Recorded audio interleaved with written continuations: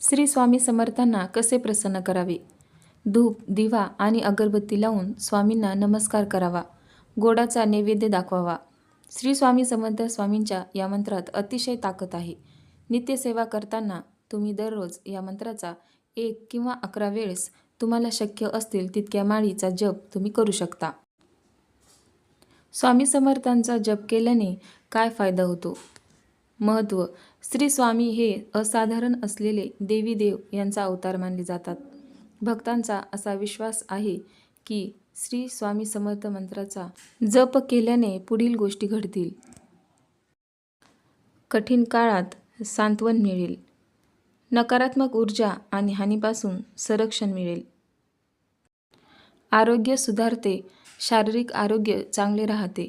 जीवनात येणाऱ्या अनेक अडचणी आणि समस्यावर मात करण्यासाठी नामस्मरण उपयुक्त ठरते.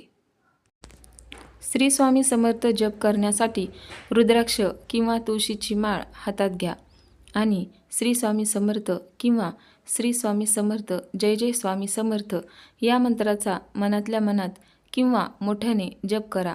दररोज निश्चित वेळेवर स्वामींचा फोटो, दिवा किंवा मूर्ती समोर ठेवून आणि दिवा लावून हा जप करावा.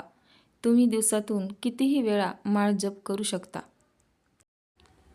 वेळ निश्चित करा.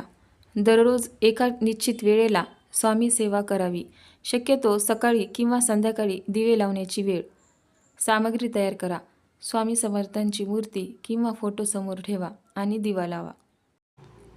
माळ वापरा. जप करताना रुद्राक्ष किंवा तुळशीचीच माळ वापरा.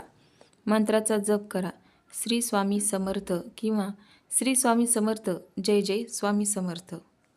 या मंत्रात प्रचंड शक्ती आहे. हा जप नियमित केल्याने स्वामीची कृपा मिळते.